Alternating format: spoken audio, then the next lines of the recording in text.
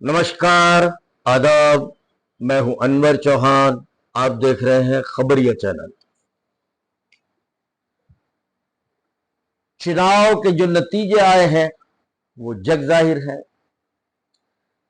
लेकिन गोदी मीडिया ने जिस तरह का रवैया अख्तियार किया था वो रवैया अभी तक बरकरार है।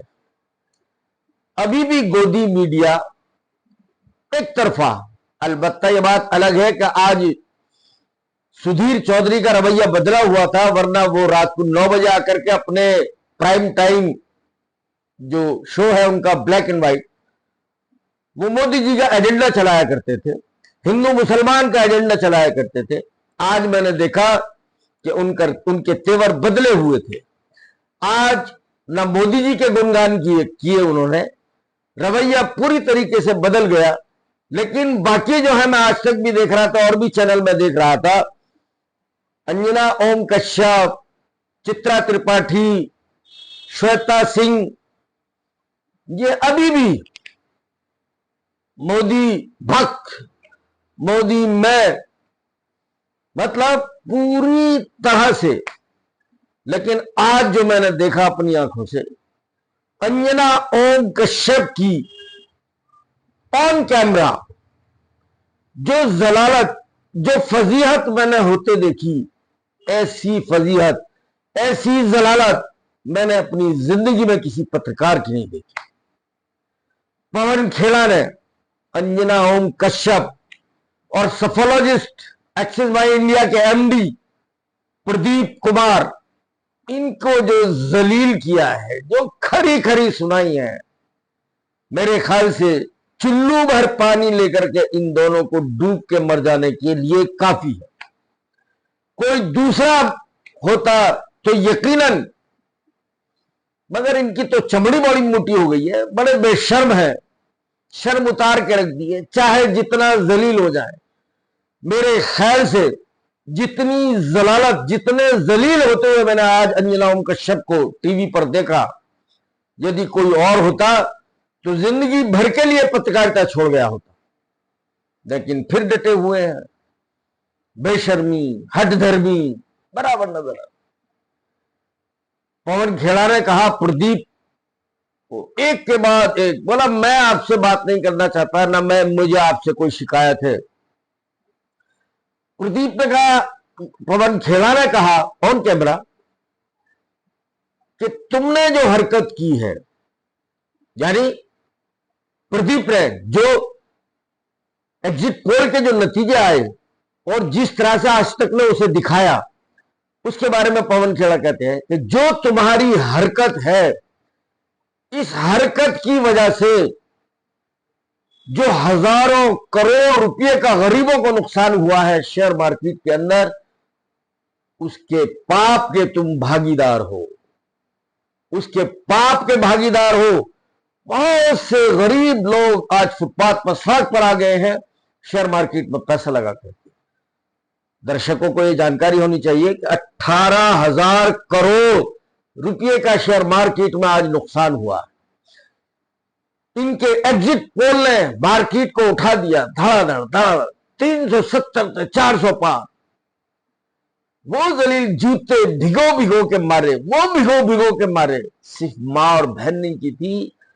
मैं ऐसे ऐसे शब्दों का प्रयोग किया जहां मुझे शर्म आ रही है कि मैं उन्हें दोहराऊं। ऐसे ऐसे शब्दों का पवन खेड़ा ने इस्तेमाल किया और सीधे अंजना ओम कश्यप से कहा, बोले आप, बोले 10 साल से झेल रहे हैं हम जिस तरह से तुमने हम पर और राहुल गांधी के साथ क्या सलूक किया है, क्या क्या सलूक किया है, एक एक बात याद है, एक एक शब्द याद है। तुमने जिस तरह से हमें 10 साल लगातार जलील किया है, आज तुम खुद जलील हो रहे हो। तुम्हारे कारनामे तुम्हें जलालत के लिए काफी है। गुमराह किया जनता को, कैसे कैसे सपने दिखाए। बीजेपी 370 पार, 400 पार, 400 पार, पूरा देश गुमराह हो गया। और कैसे ध्यान से उठा है। मोदी जी के दोस्तों को बड़ा फायदा मिला।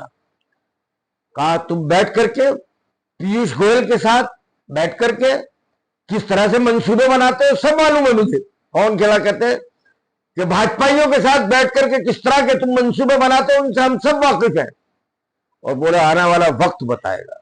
खैर कुल मिलाकर मैं ये कह रहा हूं कि ऐसी जलालत की एक हद होती है। इसी तरीके से आप देखिएगा उधर एबीपी न्यूज,